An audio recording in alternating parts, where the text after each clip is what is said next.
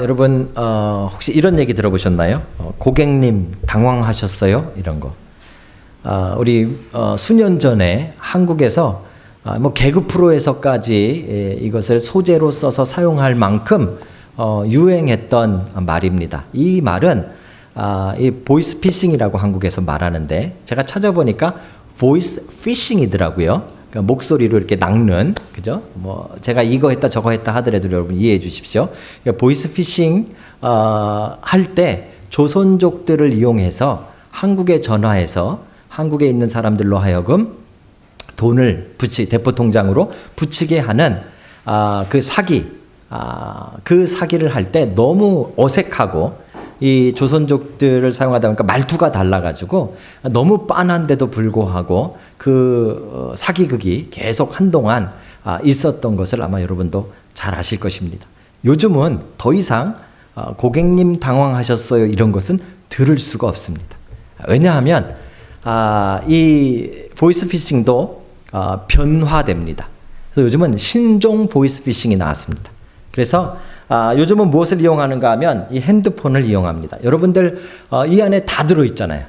여러분에 관한 게 여기 다 들어있잖아요. 그죠? 그래서 요즘은 제일 처음에 이제 어떤 앱을 하나 깔게끔 만드는데 그것으로 말미암아 여러분의 핸드폰을 해킹하는 일부터 시작됩니다. 일단 해킹이 되어지면 그 사람은 거의 안 넘어갈 수가 없답니다. 일단 타겟이 되어지면 한 90% 정도 다 넘어간답니다. 그렇죠? 그래서 일단 해킹이 되면 그 안에 있는 자료, 그래서 사진, 또 여러분들의 통화 내역, 그다음에 여러분 가족들까지 그 모든 것이 다 털립니다. 그래서 그거를 알고 나서 일단 시나리오를 작성한답니다. 그 사람에 대해서. 그래서 주로 이제 콜센터가 중국에 이렇게 준비되어져 있지만 한국에 있는 청년들이 중국에 가서 전화를 하는 거예요. 그러니까 고객님 당황하셨으니 이제 더 이상 없어요. 유창한 한국말로 뭐 서울말 뭐 사투리는 쓸지 모르겠지만 한국말로 중국에서부터 전화가 걸려오는 것입니다. 저에 대한 상황을 이 개인에 대한 상황이 다 털려 있기 때문에 대부분 검사나 경찰을 사칭해서 여러분들이 급하게 어디론가 돈을 붙이게끔 만드는데요. 공문서를 거의 진짜처럼 위조하고 신분증까지 위조하고 사무실이라고 하면서 검사 사무실이라고 하면서 사무실까지 직접 사진을 찍어 보낼 정도로 아주 치밀하게 보이스피싱이 이루어지고 있습니다. 그래서 한번 걸리면 몇백만 원에서부터 몇천만 원씩 순식간에 돈을 붙이게끔 이렇게 만들어 놓은 것이죠. 그렇죠? 와, 그거 보는데요. 진짜 대단하더라고요. 와, 이렇게까지 열심히 사기를 칠 수 있을까? 진짜 사기를 치는 사람들은 열정이 대단하다. 그런 생각을 할 정도입니다. 그죠? 얼마나 벌길래 그렇게 할까요? 이번에 PD수첩에서 그 내부자 한 사람이 중국에서 콜센터에 있다가 탈출하면서 그 상황들을 다 인터뷰하고 그 정보를 넘겨주는 바람에 아주 자세한 정보들이 넘어왔는데요. 상상을 초월하는 금액을 벌게 되어집니다. 청년들이 중국에 넘어가면 처음 한두 달 정도는 상황을 잘 모르니까 실수도 하고 해서 수입이 얼마 안 되어지긴 하는데 한두 달만 넘어가면 평균적으로 한 달에 600만 원을 법니다. 청년들이. 안 놀라는군요. 600만 원 껌값이죠. 그죠? 네. 그런데 그 콜센터의 에이스라고 불리우는 제일 잘 버는 친구들은 한 달에 약 3천만 원 정도를 법니다. 대단하죠? 이 정도도 안 놀라시나요? 이거를 이제 전체를 운영하는 이 계획자가 있는데, 기획하는 운영자가 있는데, 운영자들은 1년에 100억 정도를 번답니다. PD수첩에서 취재한 윤모 씨라는 사람이 나왔는데요. 그 사람은 중국의 콜센터를 3개를 운영하는데 일주일에 40억을 법니다. 이제 조금 놀라시는군요. 이 정도 돼야 놀라시나요? 600만 원 안 놀라우세요? 저는 600만 원 가지고 깜짝 놀랐는데 한 40억, 일주일에 40억을 번답니다. 참 대단한 일이죠. 그러니까 이제는 더 이상 어눌한 사투리를 쓰는 조선족을 쓰지 않아도 청년들이 워낙 취직하기 힘든데 뭐 일주일에 한 달에 600만 원, 뭐 어떤 사람은 뭐 1000만 원씩 번다니까 막 중국으로 자원해서 가는 거예요. 물론 한번 들어가면 나오지 못합니다. 그래서 심지어는 막 뜨거운 물을 붓기도 하고 도망가다 걸리면 매를 맞기도 하고 이빨이 부러지기도 하고 폭행을 당해가면서 거기에 감금되어서 그 일을 하게 되어지는데 어쨌든 처음에 자원하는 사람들은 지금 넘쳐나고 있다는 것이 이번 방송에서 밝혀졌습니다. 궁금한 점은 그런데 왜 못 잡는가? 그죠? 이 콜센터에 이 전화하는 친구들은 아무리 잡아봤자 소용이 없답니다. 아까 말씀드린 듯이 이 신청하는 사람들이 워낙 많기 때문에 뭐 걸리면은 금방 문 닫고 새로운 거 하나 차려도 새로운 사람들로 얼마든지 콜센터를 열 수 있답니다. 그래서 이 밑에 사람들 잡아가지고는 소용이 없고 누굴 잡아야 되는가 하면 이것을 계획한 그 운영자를 잡아야 되는데 그게 그렇게 힘든답니다. 이 돈이 많다 보니까 일단은 성형수술까지 하고 외국인 여권으로 이 신분증까지 위조해가지고 다니기 때문에 잡기가 힘들답니다. 얼마 전에 한 사람은 잡았는데 또 아마 고위층이랑 또 어느 정도 이 돈이 있으니까 이 거래가 있었던 것 같아요. 이건 뭐 제가 함부로 말씀드릴 수 있는 건 아니겠지만 그래서 중간에 탈출까지 했어요. 그래서 못 잡는 거죠.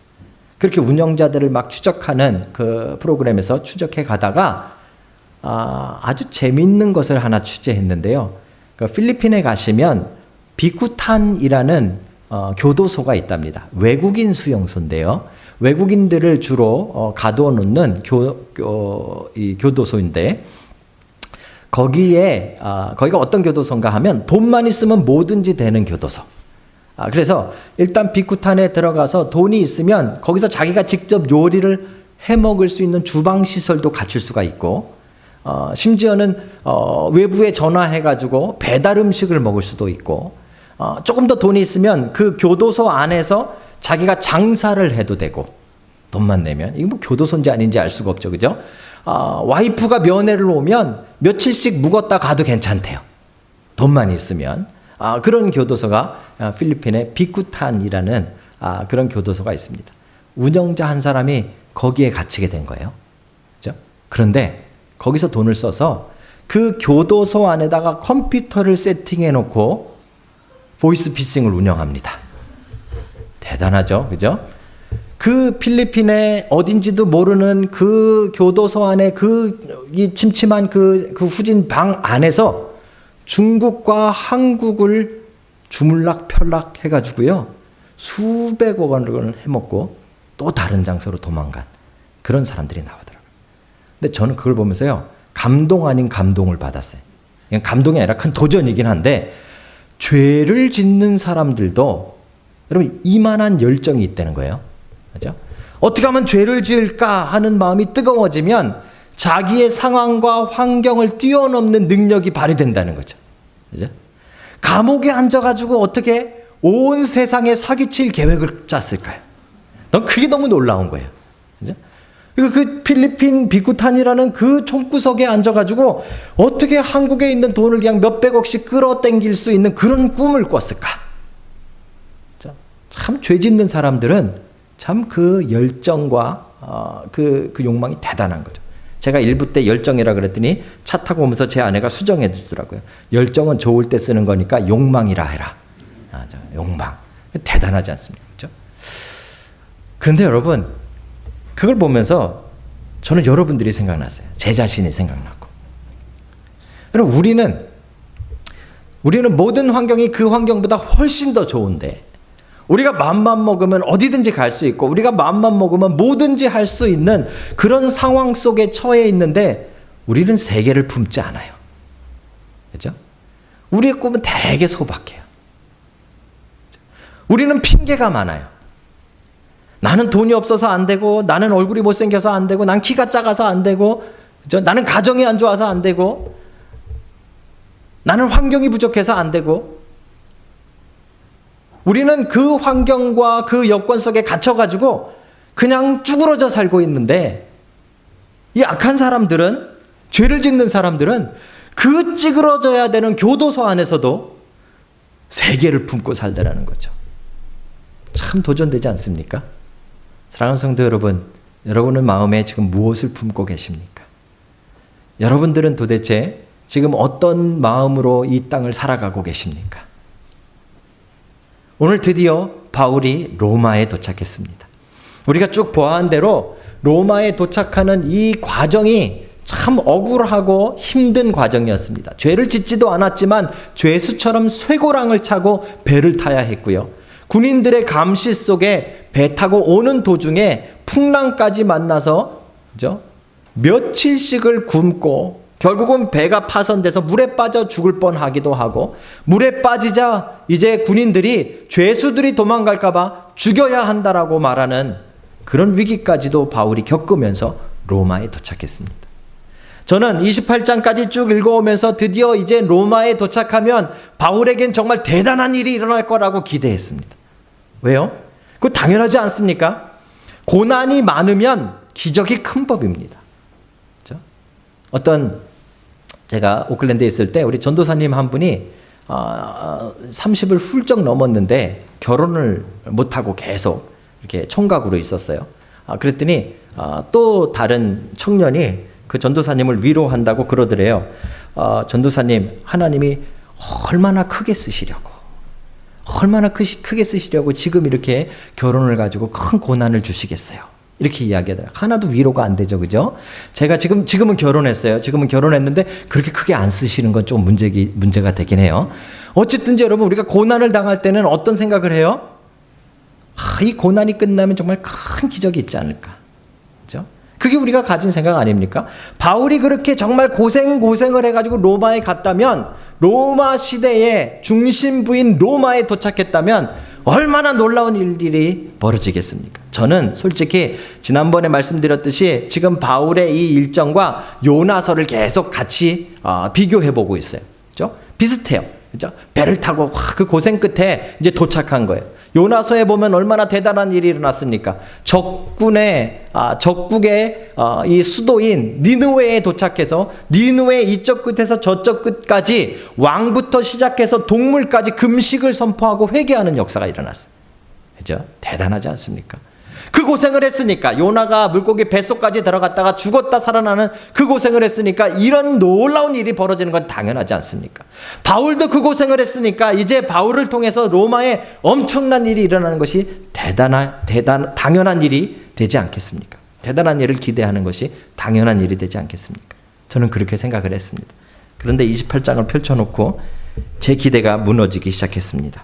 여러분, 28장을 펴보시면 바울은 지금 로마에 가서 어떤 삶을 살았는가 하면, 우리가 읽은 본문에 보시면 이태 동안 2년 동안 새 방에 거주하면서, 그렇죠? 이걸 잘 보셔야 되는데, 로마 군인이 감시한다라는 말은 28장 16절에 나옵니다. 우리가 로마에 들어가니 바울에게는 자기를 지키는 한 군인과 함께 따로 있게 허락하니라. 굉장히 배려하긴 한 거예요. 하지만 그래도 군인이 감시하는 감옥 같은 생활을 지금 하고 있는 거예요. 차라리 감옥은 괜찮아요. 왜요? 돈이 안 들잖아요. 감옥은 괜찮아요. 먹을 거 주잖아요. 감옥은 괜찮아요. 잘 수는 있잖아요. 자기 마음대로. 그런데 지금 오늘 본문에 나온 이 셋집이라는 이 표현은 말 그대로 하면, 원어 그대로 하면 렌트하우스입니다. 렌트비를 자기가 내야 돼요. 오늘 본문에 보면 자기의 셋집이라 그랬어요. 그러니까 바울이 돈 냈단 말이에요. 아니, 지금 죄수로 붙잡혀 있는 것도 힘들어 죽겠는데 자기가 돈 내가면서 2년 동안 지금 새빵살이를 해야 되는 입장에 처하게 된 거죠. 뭐가 나아졌습니까? 하나도 나아진 게 없죠. 그죠? 이왕이면 로마에 도착했는데 하나님께서 뭔가 그의 삶을 확 바꿔주셔야 될 거 아니에요. 로또는 안 맞더라도 그저 도와주는 사람들이 많이 생겨가지고 그의 삶이 풍족하더라. 이제 더 이상 고생이 없더라. 이제 하는 일마다 잘 되더라. 뭐 이런 얘기가 나와야 될 거 아닙니까? 그런데 새방에 거주하면서 군인의 감시를 받으면서 바울의 삶은 28장 마지막 장에 와서 좋아진 게 하나도 없습니다. 저는 그게 너무 실망스러워요. 그렇죠? 그러면 사역이라도 잘 되느냐? 아까 말씀드린 대로 정말 복음을 이제 로마에 가서 예수님이 그렇게 말씀하셨어요. 밤에 나타나셔서 네가 예루살렘 여기서 복음을 전한 것처럼 이제 로마에서도 전하여 하리니. 얼마나 감동됐겠어요. 그러니까 이제 로마에 가서 내가 복음을 전하는구나. 사역자로서 만약에 목사라면 그 정말 대단한 제 꿈일 것 같아요. 그죠? 그 시대 로마 시대에 로마의 이 심장부와 같은 그 수도에 가가지고 복음을 전한다. 얼마나 기대가 됐겠어요. 그죠? 마치 요나가 이 르느웨에 가서 복음을 전할 때 막 수많은 사람들이 회개하고 왕까지 회개했던 그런 역사가 일어나는 게 마땅하지 않겠어요. 그죠? 실제로 바울이 딱 도착해서 그래서 바울은 그 로마에 살고 있는 그 유대인 가운데 유력한 자들, 힘 있는 사람들을 불러 모았어요. 그리고 내가 너에게 할 말이 있다. 내가 이런 오해를 받았다. 그랬더니 그래? 우리 네 말을 듣겠다. 해가지고요 왕창 모였어요. 그게 몇 절에 나오는가 하면 23절에 나옵니다. 그들이 날짜를 정하고 그가 유숙하는 집에 많이 오니 유대인들이 이제 막 몰려왔어요. 앞에 보시면 유대인 중 높은 사람들이라고 17절에 기록되어 있는 것으로 봐서 뭐 힘 좀 쓰는 사람들, 권력 있는 사람들, 돈 있는 사람들, 이런 사람들 유대인들이 막 몰려온 거예요. 그래가지고 이제 바울이 있는 그 셋집에 모여서 복음을 듣기 시작한 거예요. 이제 복음을 전합니다. 23절에 바울이 아침부터 저녁까지 강론하여 아침부터 저녁까지 복음을 전했어요. 얼마나 열심히 전했겠습니까? 하나님의 나라를 증언하고 모세의 율법과 선지자의 말을 가지고 예수에 대하여 권하더라. 드디어 그 기대하던 로마에 도착해서 기회를 잡은 거예요. 유대인들을 왕창 모아놓고 힘 있는 자들을 모아놓고 거기서 복음을 준 거예요. 결과가 어땠을까요? 이 사역의 결과가 어땠을까요? 24절인데요. 우리 성경에 쓰신 분들 한번 같이 읽어볼까요? 28장 24절입니다. 함께 읽습니다. 시작. 그 말을 믿는 사람도 있고 믿지 아니하는 사람도 있어. 나는 이렇게 성경이 이렇게 대충 써주시나 몰라요. 이렇게 성의 없는 표현이 어디 있어요? 믿는 사람도 있고 믿지. 이게 그건 어디 가나 마찬가지 아니에요? 로마 아니라 로마 할아버지 도시에 가도 복음을 전했는데 거기 믿는 사람도 있고 믿지 않는 사람도 있더라. 이게 뭐 대단해요? 이런 것까지 뭐 기록해놨어요. 여러분 그렇게 기대하고 바울이 로마에 도착해서 이제 뭐 삶이야 그러리라고 칩시다. 새빵 사는 거 그렇다고 칩시다. 로마 군인이 감독하는 거 그렇다고 칩시다. 그러면 사역이라도 잘 돼야 될 거 아니에요. 거기 복음 전하러 갔는데 복음을 전하니 그 자리에 모였던 모든 자들이 눈물을 흘리고 하나님 앞에 고꾸라져서 하나님이 살아계신 것을 찬양하며 하나님 앞에 돌아오더라. 이런 게 나와야 되잖아요. 믿는 사람도 있고 안 믿는 사람도 있더라. 뭐 반반 치킨입니까? 이 도대체 뭐 어쩌자는 겁니까? 그죠? 여러분 바울은 우리와 함께 그렇게 기대하고 28장에 로마에 도착했는데 그의 생활이 나아진 것이 하나도 없었고 그의 사역도 나아진 것이 하나도 없었어요. 로마에 갔다 그래가지고 복음이 더 잘 전해진 것도 아니고 로마에 갔다 그래서 큰 기적이 나타난 것도 아니에요. 오히려 다른 도시에서 전할 때는 막 기적들이 나타나고 병든 자가 낫고 그죠? 뭐 그런 놀라운 일들이 일어났는데 로마에선 그런 기록이 하나도 없어요. 이게 뭐예요? 얼마나 실망스럽습니까? 28장을 가지고 제가 이제 사도행전을 마무리를 져야 되는데 1절부터 시작해서 아무리 묵상해도 이렇게 실망스러운 건 없어요. 이러려고 로마에 왔나? 자괴감이 들더라 뭐 이런 거 있잖아요. 그죠? 이러려고 제가 사도행전을 강해를 시작했나? 이 결론을 줘야 되는데 결론이 이게 뭐야? 바울은 그냥 그 꼴이고 사역은 그냥 그 모양이고 이거 어쩌자는 얘기입니까? 하나님은 왜 로마에까지 바울을 끌고 가셔서 왜 이렇게 만드시는 거예요? 하나님은 도대체 어디 계신 거예요? 그렇죠? 여러분 우리는 우리의 인생에 많은 기대를 가지고 살아갑니다. 그렇죠? 우리는 먼저 직장에 대한 기대가 있습니다. 3년, 4년 뭐 열심히 대학에서 공부하고 우리는 어떤 생각을 하는가 하면 이제 졸업만 하면 나를 불러주는 데 되게 많을 것 같은 그런 마음을 가지고 우리가 졸업을 합니다. 그죠? 그리고 이런 생각을 우리 특별히 남자들이 이런 생각을 좀 많이 해요. 막 다 쓰러지고 위기에 빠진 회사라도 나를 불러주면 내가 딱 들어가가지고 회사를 팍 부흥시키고 바꾸리라. 내가 위기에서 회사를 건져내리라. 그런 기대를 가지고 우리가 직장을 찾죠. 결혼은요? 결혼에 대한 기대도 여러분 있습니다. 여러분 결혼에 대한 기대 없는 분 계세요 여기? 자매들도 결혼에 대한 기대 있잖아요. 막 로맨틱한 그런 거 그죠? 요즘 그게 뭐예요? 그 사랑의 불시착 같은. 뭐 우연인 것 같으면서 막 뭐 스위스에서 만났는데 뭐 어쩌고 저쩌고 막 이런 거 그잖아요. 그럼 막 로맨틱한 걸 막 생각하면서 결혼을 꿈꾸잖아요. 목사도요, 기대를 가지고 삽니다. 목사도. 여러분, 목사 안수 받을 때 어떤 생각 드는지 아세요? 자, 이제 내가 전도사, 강도사 때는 설교가 좀 현찮았지만 내가 목사 안수만 팍 받고 나면 뭐 진짜 잘 될 것 같은 느낌이 막 들어요. 그 다음에 내가 설교하면 막 사람들이 막 눈물 흘리고 회개하고 주야 막 이런 거 나타날 거라는 막 그런 기대를 가지고 목사 안수를 받죠. 이 목회를 하면 이 어딜 가서 목회를 하든 내가 목회만 시작하면 막 사람들이 동서남북 사방에서 확 몰려와서 예배할 것 같은 그런 기대를 가지고 목회를 합니다. 근데 여러분, 현실은 어떨까요? 현실. 3, 4년 열심히 여러분 막 공부해가지고 이제 졸업하는데 오라는 데가 없어요. 가고 싶은 데는 많은데 아무도 오라는 회사가 없어요. 그렇죠? 그렇게 고생하다 정말 어렵고 힘든 회사에 들어갑니다. 그럼요, 회사를 위기에서 건져내기는커녕 내가 하는 일마다 회사를 위기로 빠뜨리잖아요. 이게 우리 기대와 현실이 다른 거예요. 결혼은요, 사랑의 불시착 제가 말씀드렸으니까 리정혁인 줄 알고 결혼했는데 표치수야.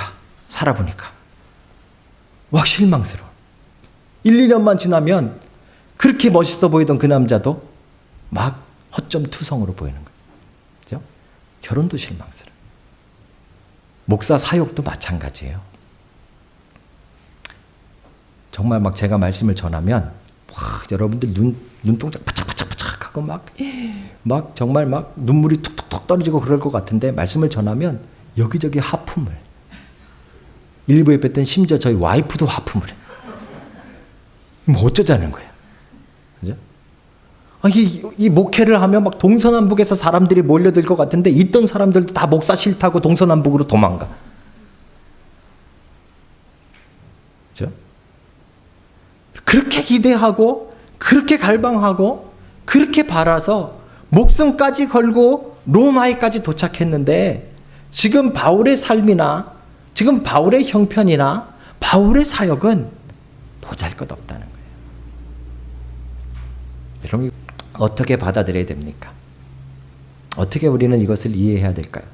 우리의 기대와 다른 이 삶에 벌어지고 있는 이 사건들을 우리는 어떻게 받아들여야 될까요?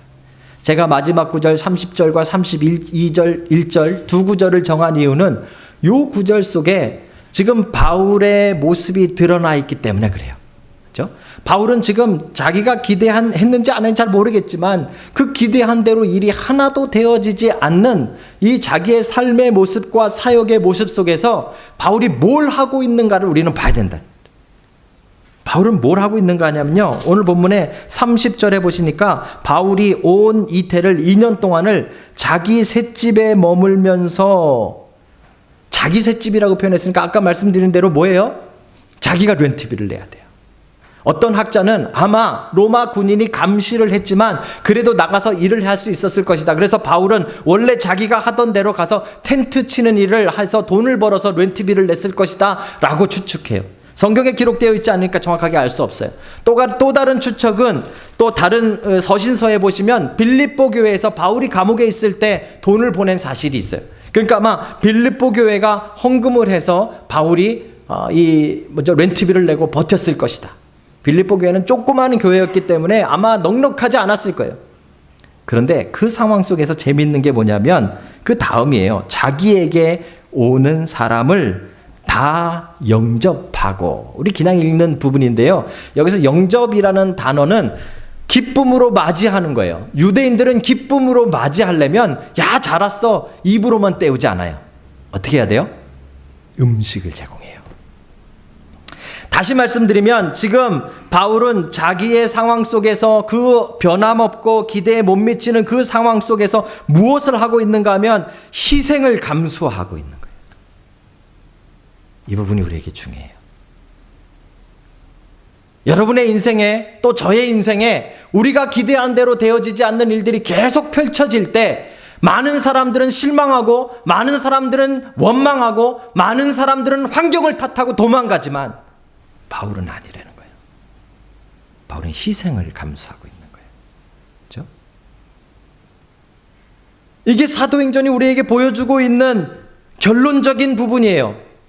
사도행전은 지금 28장에 놀라운 기적을 이야기하고 있지 않아요. 대단한 일이라고, 대단한 결과가 있다고 말해주고 있지 않아요. 하지만 그 속에서도 바울은 꿋꿋하게 자기의 희생을 감수하고